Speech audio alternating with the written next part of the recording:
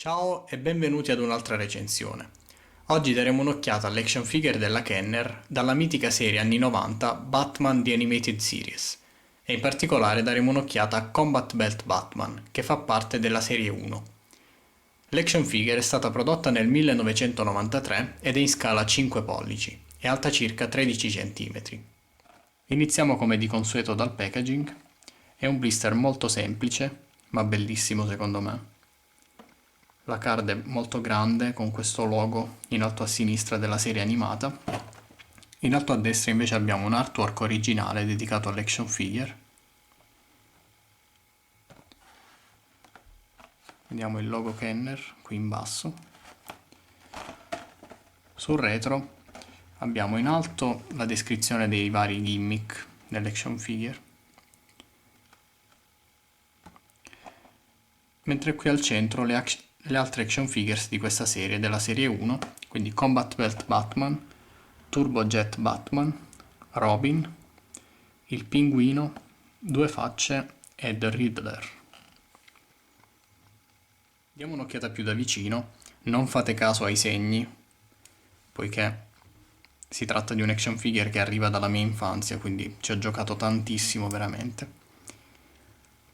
Il look è ovviamente molto stilizzato, essendo tratto dal cartone animato, però secondo me la Kenner ha saputo trasporre molto bene il personaggio dalle tavole 2D della serie animata all'action figure che invece è 3D ovviamente.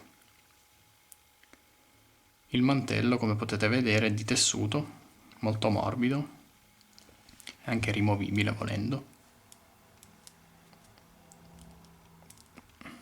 Ecco fatto.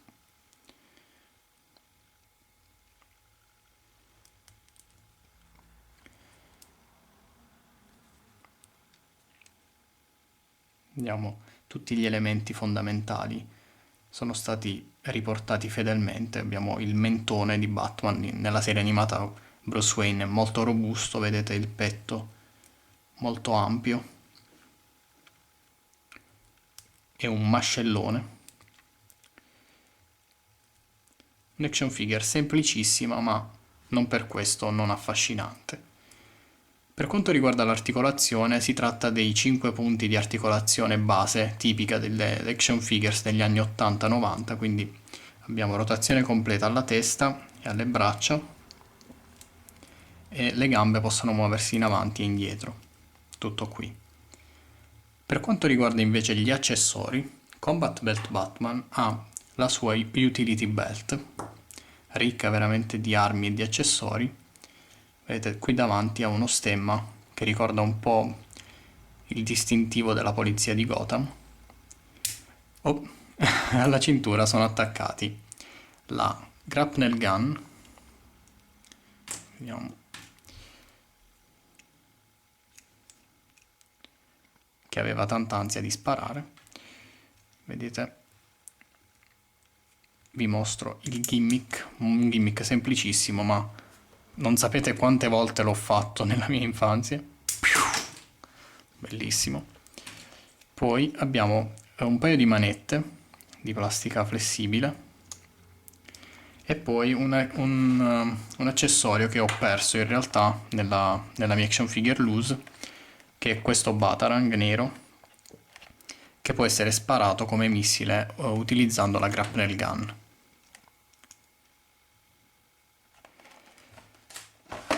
Quindi ovviamente la cintura si inserisce sull'action figure, sulla vita di Batman, attorno alla vita di Batman.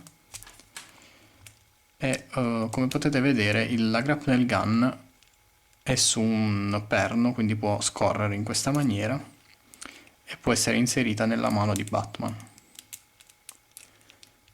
Questo trovo che sia un tocco molto interessante perché ovviamente per ovvie ragioni la grapnel gun è oversized, è molto grande rispetto al personaggio, però il fatto che Batman la impugni in questa maniera, non so, la rende quasi più plausibile. Non so se avete questa stessa impressione.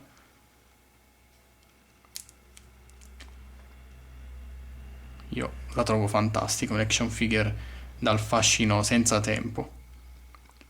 chiunque abbia amato la serie animata non può non adorare queste action figure.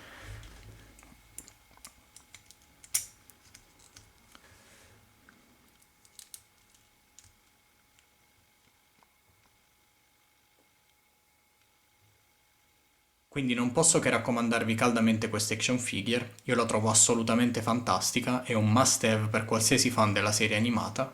Purtroppo si tratta di un'action figure molto rara, i prezzi superano i 50 euro più spedizione su eBay, ma questo non vuol dire che non vi possa capitare una buona occasione. Detto questo io vi saluto e vi do appuntamento al prossimo video. Ciao!